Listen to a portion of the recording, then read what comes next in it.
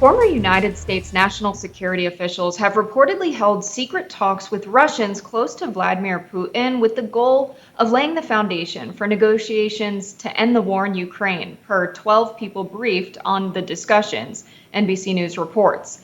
Russian Foreign Affairs Minister Sergei Lavrov reportedly met with the officials in New York in April of this year. Former American diplomat and departing president of the Council on Foreign Relations, Richard Haass, was one of the people who met with Lavrov. They were also joined by Europe expert Charles Kupchan and Russian expert Thomas Graham, both of whom are former White House and State Department officials who are also on Council of Foreign Relations fellows, NBC reports. They allegedly discussed the future of Russian-held territory in Ukraine and an agreement that could be tolerable to both Russia and Ukraine. Joining us now to discuss is senior fellow and military expert at Defense Priorities, Lieutenant Colonel Daniel Davis. Thank you so much for joining us, Colonel. What do you make of the fact that this is former officials involved in these talks and not current officials, meaning, aides at the White House or individuals with the State Department? Yeah, it by itself, it's not necessarily unusual for these kinds of things. It's called track two diplomacy, which they typically want to have a layer of separation between the official government and the other party, so that they'll be a little bit more free to have conversations and just kind of musing about, well, what if, how about this, as opposed to any kind of official kind of situation, especially those that have to be made public. So by itself, it's fine. And actually, I encourage and have been on your show many times. That's exactly what we should be doing, is to trying to find a way, both with Ukraine and with Russia, to see if we can find a way to end this war. But this one is a little bit more shrouded in uncertainty, because you have various people talking about that, yes, this has happened and we had these conversations. And then various times you actually have Lavrov saying, hey, I'll talk to anybody. But then in other reports that he flatly contradicted and said, no, I didn't have any conversation with these guys, and then ridiculed some of them as being relics from the 90s that he wouldn't have any serious discussions with. So it's really uncertain what's actually happening and with whom at this point. What do you make of the individuals that were involved in these negotiations with Lavrov? Do you think that they're the relevant people to be negotiating on behalf of the United States to end the war in Ukraine? Or do you kind of see them as not at all representatives of the State Department and just independent actors? They, by definition, they are, independent actors and private citizens all acting on their own behalf for the most part. But I certainly would have preferred to see somebody a little bit different, because a lot of these guys, frankly, have been kind of into something close to the neocon camp for quite a long time. And I'm not sure that they're the right people, the right mentality of people, the right temperament, if you will, to actually talk about ways that we can find a mutually agreeable path to end the war, because I think too many people in the United States, and these guys might seem to be sort of in that camp, are still looking at it from wanting to negotiate from a position of strength and a position of power, in that we want to try to dictate terms. We want to say, hey, we want you to make a deal, but terms that we like and terms that are agreeable to us. And right now, the Russians don't strike me as being in a mood to settle for anything that's to our advantage or to Ukraine's advantage. And so it remains to be seen what they'll do. And I think a lot of that's going to depend on what happens with the remainder of this offensive that's going on right now from Ukraine, and what the Russians do in response to the rest of the summer. So right now, I think it's probably a good idea. Well, actually, I know it's a good idea for anybody to be talking about peace, but I don't think anyone on any side is going to take anything seriously until after we see how things play out through the summer, unfortunately. These conversations reportedly took place back in April. If they were to go back to the table at this point, do you think things would be a little bit different, considering the recent attempted coup by the Wagner Group? Do you think that the U.S. is coming from a little bit more of a position of strength at this point? Yeah, unfortunately, no. I think it's the opposite, because Wow. that was April was before the Ukraine had launched their offensive.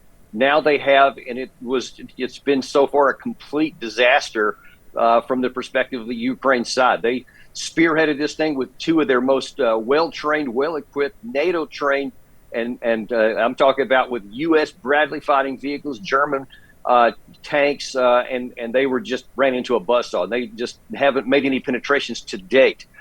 Meanwhile, this whole issue with the Prigozhin, it was certainly an embarrassment for Putin It was something that it didn't want to happen, but it has actually very little impact on the fighting because Wagner had already been taken off the line after they took Bakhmut at the end of May. So they weren't even really part of any of the defense right now. They were being rebuilt for potential use in the future. And who knows, maybe they still will, or at least some of them. But it really has had no operational impact. And you got to consider that was maybe 25,000 out of somewhere around 380,000 troops that Russia has in Ukraine at the moment. So percentage-wise, it wasn't that big of a deal.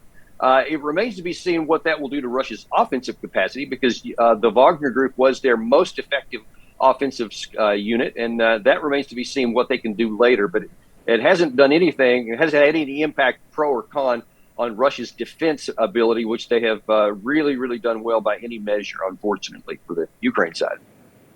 So given that this is former U.S. officials, right, it's track 2 diplomacy or maybe track 1.5, given that Sergei Lavrov is an active member of the Russian government. He's a current official. But there's no one representing the Ukrainians in these negotiations. And President Zelensky has said, we can't decide the fate of Ukraine without Ukraine. But just being real, is that true? Can we decide the fate of the war without Ukraine at the table?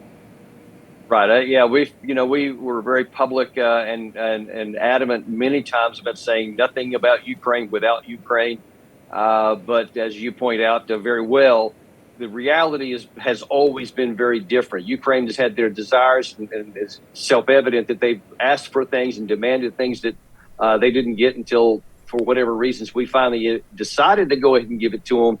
But the reality is that without the United States support primarily, the West in general, but the U.S. in particular, this war doesn't continue on. And without our active support, the war can come to an end. Therefore, with our active encouragement in the diplomatic area, it can come to pass. We do have that kind of leverage, and that's just the reality of it. And so if we have to worry about taking advantage importance of American national security interest and American economic interest and our allies in NATO and in the European Union, that's something that we have to look out for first. We can't just say, hey, it's just a blank check and anything that you guys want, as long as it takes, we'll just do it. Even if it's not in our national interest, I think those days are starting to come to an end. And with this now full month of a failure to really show on the battlefield that Ukraine can win this with all of the stuff we've given them for the past 16 months, I think is causing some people to reevaluate whether we need to push more on the diplomatic track. To your point about the individuals who are involved in these talks maybe falling more in the neocon camp, they did end up writing an article for Foreign Affairs around the time that these meetings supposedly took place, talking about the path forward to negotiations. And they said before we can get Russia to the negotiating table, we have to bolster Ukraine's defenses. We're not quite at the point yet where we would be able to reach a settlement. So does that give you even more pause potentially about the way that they're approaching these talks and the likelihood of their success?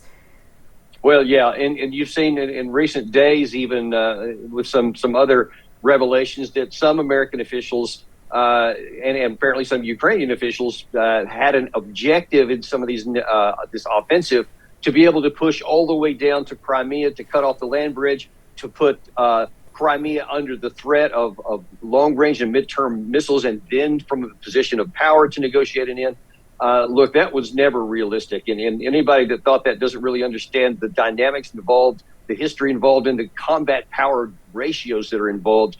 Because as you now see very graphically, the Ukraine side is not going to be able to even get close to reaching that objective to be able to put Crimea at the threat. So if you're hoping that you can, from a position of power, get terms that are to your advantage, now that you're seeing that instead you've shown yourself as more vulnerable, which means now that if negotiations do take place, Ukraine is going to get a less good deal than they would have otherwise if they had tried something, for example, before this offensive. So my view is the longer we wait on this, the worse kind of a deal Ukraine is ultimately going to get. Lieutenant Colonel Daniel Davis, we have to leave it there, but thank you so much for helping us break this down. Always my pleasure. Thanks for having me.